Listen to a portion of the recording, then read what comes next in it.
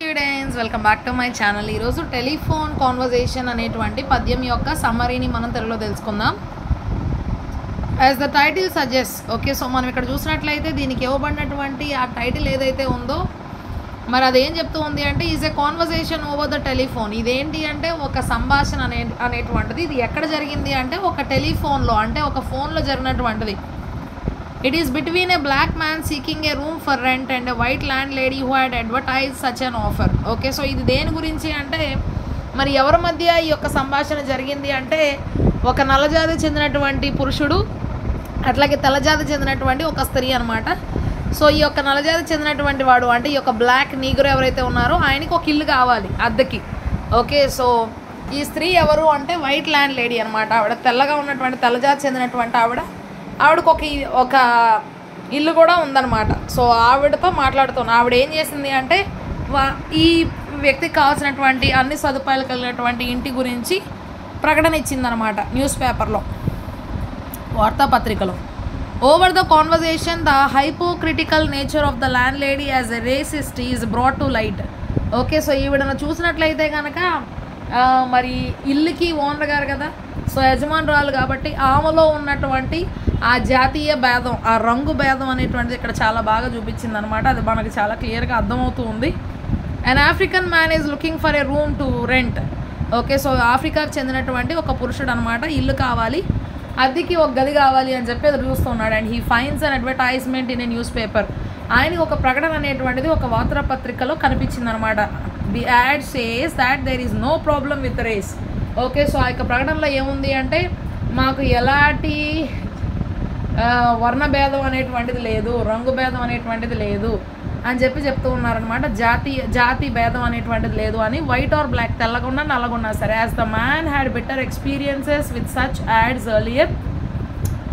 So ఇటువంటి ప్రకటనలు అతను చూసి మరి అతని యొక్క అనుభవాలు అనేటువంటివి అతనికి చాలా కష్టంగా అనిపించింది కాబట్టి, చాలా చేదైన అనుభవాలు అతనికి ఆల్రెడీ ఇంతకు ముందే ఉన్నాయి కాబట్టి, so he makes a telephone call to the land lady. అందుకని ఏం చేశాడు అంటే మరి ఫోన్ కాల్ అనేటువంటిది ఆ యొక్క ఇల్లు కలిగినటువంటి ఇంటి యజమానురాలకు ఫోన్ చేశాడు from A public telephone booth. Okay, అలా కాల్ చేసి మాట్లాడేటువంటి ఆ కాయిన్ వేసి మాట్లాడేటువంటి ఆ ఫోన్లో ఉండి కాల్ చేసి ఆవిడతో మాట్లాడాడు.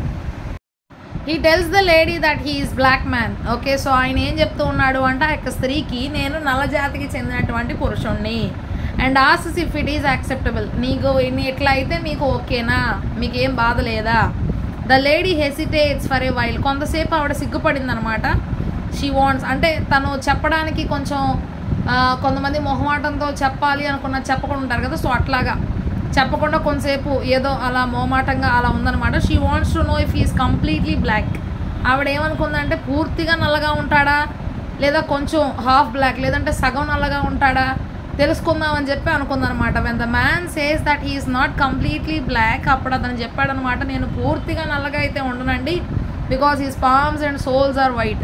ఎందుకంటే అతని యొక్క అరచేతులు అరకాళ్ళు అనేటువంటివి తెల్లగా ఉంటాయి అనమాట. అంటే చాలా సర్కాస్టిక్గా మాట్లాడుతూ ఉన్నాడు. The lady goes silent. అప్పుడు స్త్రీ చాలా నెమ్మదైపోయింది, ఏం మాట్లాడలేదని. Hangs the phone even though, కానీ ఫోన్ మాత్రం పట్టుకొనే ఉంది. The man pleads with her to at least meet him in person to see for her.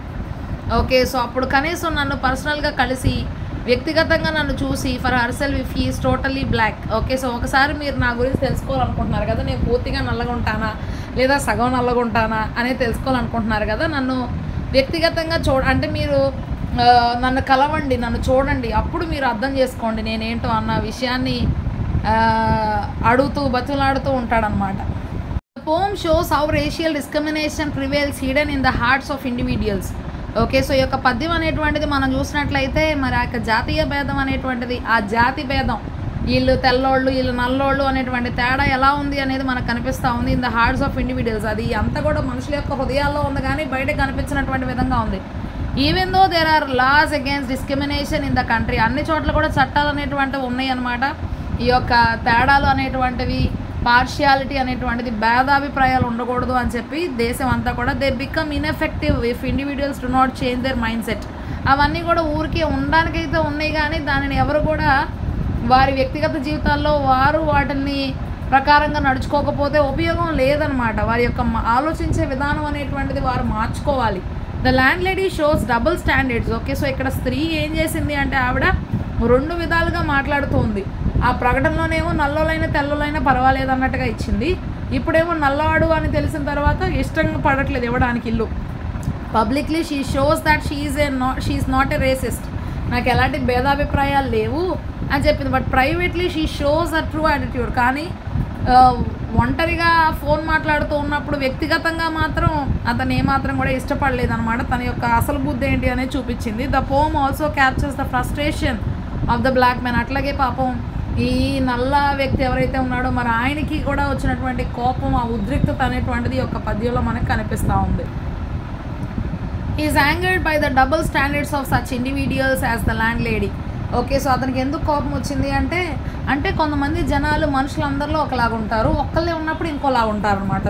So అంటే ఒక చోటేమో ఎలా ఉన్నా సరే నల్లోళ్ళైనా తెల్లోళ్ళైనా పర్వాలేదు అన్నట్టుగానేమో అక్కడ ఉంది, ఇక్కడేమో ఖచ్చితంగా నల్లోడిని ఎందుకు తీసుకోవాలి అనేటువంటి స్వభావం కలిగేమో ఇలా ఉందన్నమాట. First he is angry over the lady's questions about his exact shade of colour. ముందు ఆయనకి కోపం వచ్చింది, ఆవిడ అడిగేటువంటి ప్రశ్నలు ఏవైతే ఉన్నాయో, నీవు అసలు కరెక్ట్గా ఎలా ఉంటావు, కరెక్ట్గా నువ్వు ఏ రంగులో ఉంటావు, ఖచ్చితంగా ఏ రంగులో ఉంటావు అని చెప్పి ఆవిడ అడిగేటువంటి ప్రశ్నలు ఏవైతే ఉన్నాయో అతని కోపాన్ని కలుగజేసినాయి.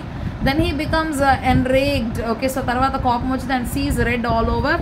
ఓకే, సో ఇంకా తర్వాత అన్ని చోట్ల ఉన్నటువంటి ఆ కెరుపు రంగును చూసి, but at the end of the telephone conversation, కానీ చివరి చూసినటువంటి తర్వాత ఆ సంభాషణ అనేటువంటి చివరికి వచ్చేసినప్పుడు he is found pleading with the landlady to consider him. తర్వాత ఆయన ఏం చేశాడంటే బతులాడుతూ ఉన్నాడు. ఓకే, సో ఒకసారి నన్ను చూడండి, మీరు నన్ను చూసినప్పుడు మీరు కన్సిడర్ చేయండి, నేను ఏ రంగులో ఉన్నాను, నేను ఏంటి అనేది ఒకసారి నన్ను కలవండి అని చెప్పి బతులాడతాడు అనమాట ఆవిడని.